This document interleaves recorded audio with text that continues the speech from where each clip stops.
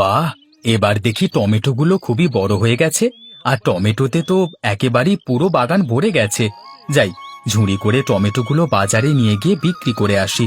বিক্রি করে যে টাকা পাবো তা দিয়ে চাল ডাল আজকের মতো কিনে নিয়ে আসবো।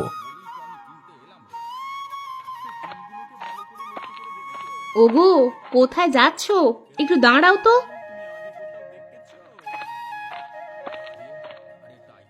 কোথায় আর যাবো গিন্নি, জানোই তো টমেটোগুলো নিয়ে বাজারে যাচ্ছি। যাই, এগুলো একটু বিক্রি করে সংসারে যা যা লাগবে তা নিয়ে আসি। তার সংসারে কি কি লাগবে সেগুলো মনে আছে তো তোমার? কি যে বলো না গিন্নি, মনে থাকবে না কেন? সংসারে চাল ডাল আর কি যেন বললে? এই তো দেখলে, এখনই ভুলে গেছো। শোনো, চাল ডাল আর লবণ আনতে হবে। আরেকটা কথা শোনো, ওই টমেটো বিক্রির টাকা দিয়ে এত কিছু তুমি আনতে পারবে না। এই নাও, এই বেগুনগুলো আমি ওই পাশের বাগান থেকে নিয়ে এসেছি। তুমি এগুলো নিয়ে বাজারে যাও। দেখবে, বাজারে গেলে টমেটোর পাশাপাশি বেগুনগুলোও ভালো দামে বিক্রি করতে পারবে। সে তুমি মন্দ বলনি গিন্নি, দাও দাও।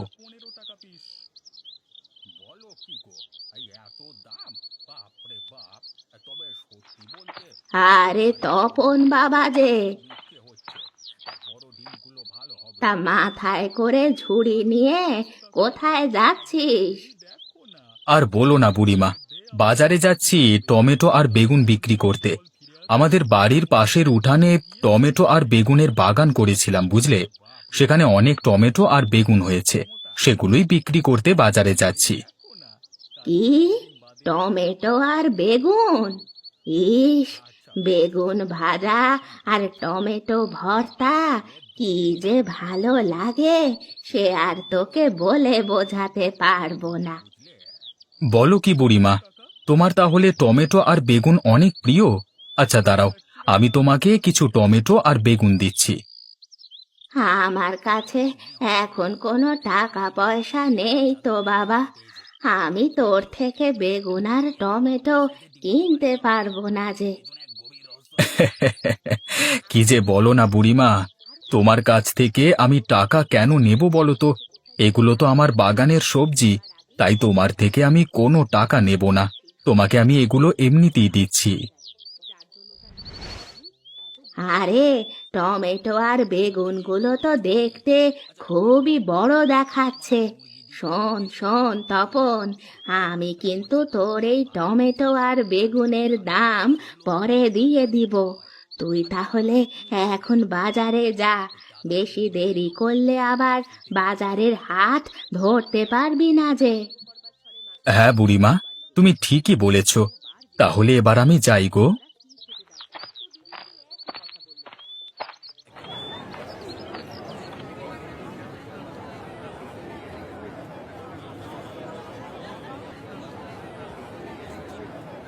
কি গো তপনদা, আজকে দেখছি সবজি বিক্রি করতে চলে এসেছো। তা আজকে কি মাছ ধরতে পারোনি নাকি মাছ পাওনি, কোনটা? হ্যাঁ রে পলাশ, আজকে কোনো মাছ ধরিনি। আমার বাড়ির উঠানে কিছু টমেটো আর বেগুনের বাগান করেছিলাম, ওখানে অনেক টমেটো আর বেগুন ধরেছে, সেগুলোই বিক্রি করতে নিয়ে এসেছি। আরে বাহ, যার বাড়ি খালপাড়ে তাকে দেখছি সব সময় মাছ বিক্রি করে, কিন্তু আজ হঠাৎ সবজি বিক্রি করতে এসেছে দেখে খুব অবাক হলাম। হ্যাঁ, অবাক হওয়ার কিছু নেই পলাশ, আজ সবজি বিক্রি করছি, কালকে আবার মাছ ধরে নিয়ে আসবো। হ্যাঁ হ্যাঁ, তোমার তো আবার খালপাড়ি বাড়ি, যখন ইচ্ছে তখনই মাছ ধরতে পারো। তোমার মতো এরকম খালপাড়ে বাড়ি থাকলে দেখতে মাছ ধরে একেবারে মাছের বন্যা বয়ে দিতাম।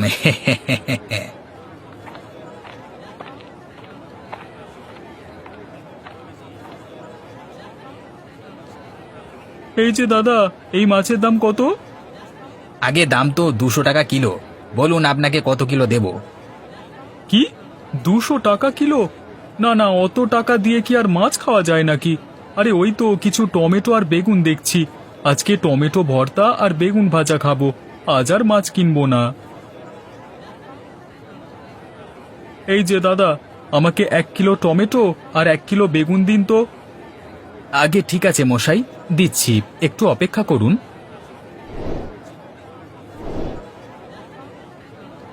এই তপনের দেখছি একেবারে রাজ কপাল, এ তো কপাল নয়, যেন একেবারে গোপাল।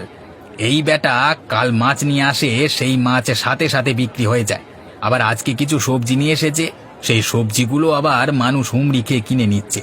আর এদিকে আমি সেই কখন থেকে বসে আছি, কিন্তু একটা মাছও বিক্রি করতে পারছি না। না না, এই বেটা তপনের জন্য আমি ভালো মতো মাছ বিক্রি করতে পারি না। বেটাকে এখনই না থামালে আমার এই মাছের ব্যবসায় একেবারে লাল বাতি জ্বলে যাবে। না না, আমাকে কিছু একটা করতেই হবে, নয়তো ওই তপন বেটার সাথে আমি কিছুতেই পেরে উঠব না।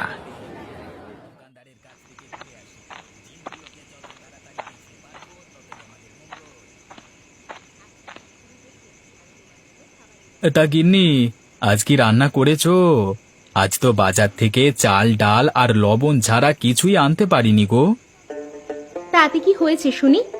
আমার যা প্রয়োজন ছিল আমি তোমাকে তাই আনতে বলেছি, তুমিও তাই নিয়ে এসেছো। বাকি সব আমি নিজেই জোগাড় করেছি। বাকি সব তুমি নিজে জোগাড় করেছো মানে? মানে আজ কি রান্না করছো বলো তো? কেন, আমাদের বাড়ির সাথেই তো নদী। তুমি বাজারে যাওয়ার পর আমি নদী থেকে কয়েকটা মাছ ধরেছিলাম, আর বাগান থেকে কিছু বেগুন আর টমেটো দিয়ে সেই মাছগুলো কষিয়ে রান্না করেছি। আরে বাহ গিন্নি, দারুণ করেছো তো। সবজির সাথে মাছ, ইস, জমে একেবারে ক্ষীর হয়ে যাবে। দাও দাও, জলদি করে দুটো খেয়ে নি। হ্যাঁ বসো, তোমাকে আমি খাবার বেড়ে দিচ্ছি।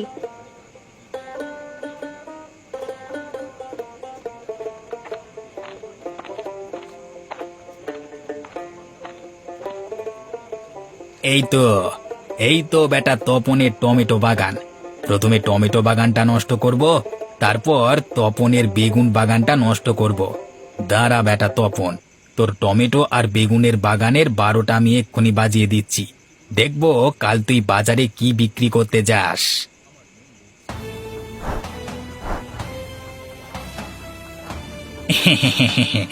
বেটা তপন, তোর বাগানের 12টা বাজানো শেষ। এবার তোর মাছ ধরবার জালের 12টা বাজাবো। তুই না ধরতে পারবি মাছ, আর না করতে পারবি সবজি বিক্রি। এরপর থেকে বাজারে আমি একাই মাছ বিক্রি করব।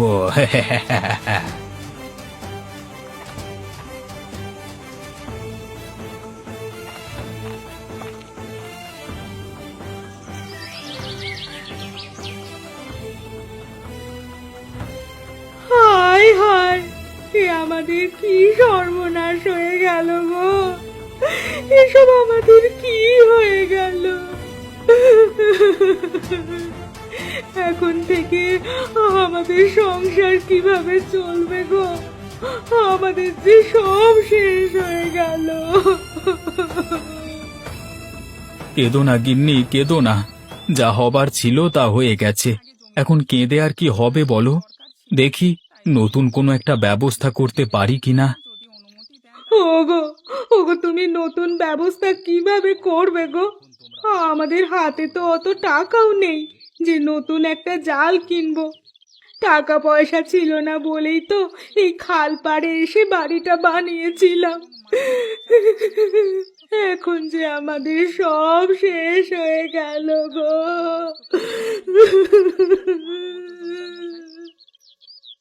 গিন্নি, তুমি আর কান্না করো না, আমি দেখি কিছু একটা করা যায় কিনা।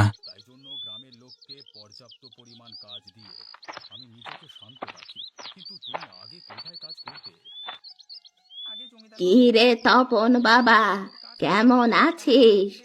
আর এত সকাল সকাল কোথায় যাচ্ছিস?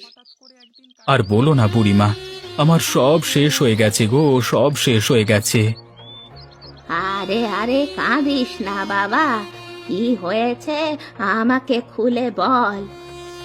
আর বলো না গো বুড়িমা, কালকে রাতে কে যে আমার টমেটো বাগান আর বেগুন গাছগুলো সব উপড়ে ফেলে দিয়েছে, সাথে মাছ ধরবার যে জালটা ছিল সেটাও চুরি হয়ে গেছে।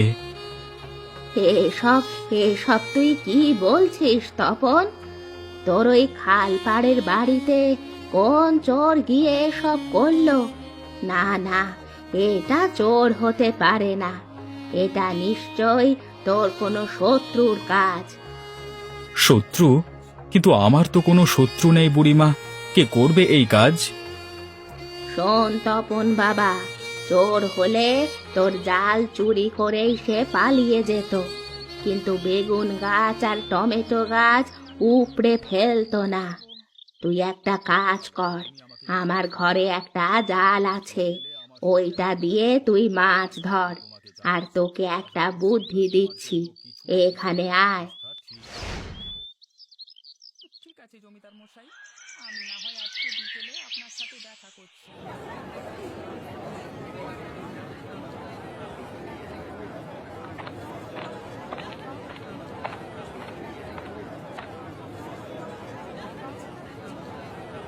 আরে এ কি দেখছি আমি?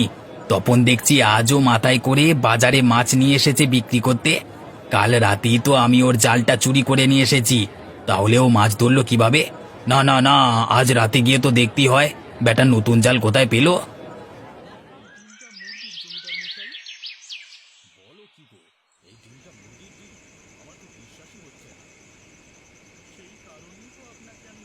গিন্নি, তোমার কথা মতো কাজ হবে তো, নাকি আমার এই জালটাও চুরি হয়ে যাবে?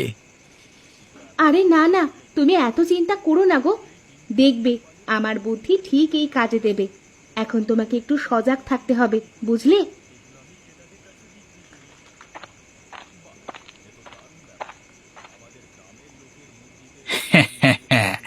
বেটা তপন, দেখবো এবার তুই কিভাবে মাছ ধরিস। তোর এই জালটাও আমি একেবারে হাওয়া করে দেব।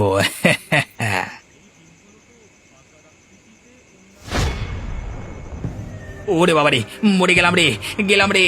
আমার পাটা একেবারে গেল রে, গেল পাটা একেবারে ফুটো হয়ে গেল গো। ছি ছি ছি ছি পলাশ, তোর কাছ থেকে আমি এটা একদমই আশা করিনি। শেষে কিনা তুই আমার বেগুন বাগান আর টমেটো বাগানের পাশাপাশি জালটাও চুরি করেছিলিস। ছি ছি ছি ছি, তোর মতো এত নিচু মনের মানুষ আমি জীবনেও দেখিনি। দাঁড়া, তোর এই পাপের বিচার আমি মোড়ল মশাইয়ের কাছে গিয়েই দেব। মাফ করে দাও দাদা, মাফ করে দাও, আমাকে ক্ষমা করে দাও। আমার অনেক বড় অন্যায় হয়ে গেছে, দয়া করে আমাকে ক্ষমা করে দাও দাদা।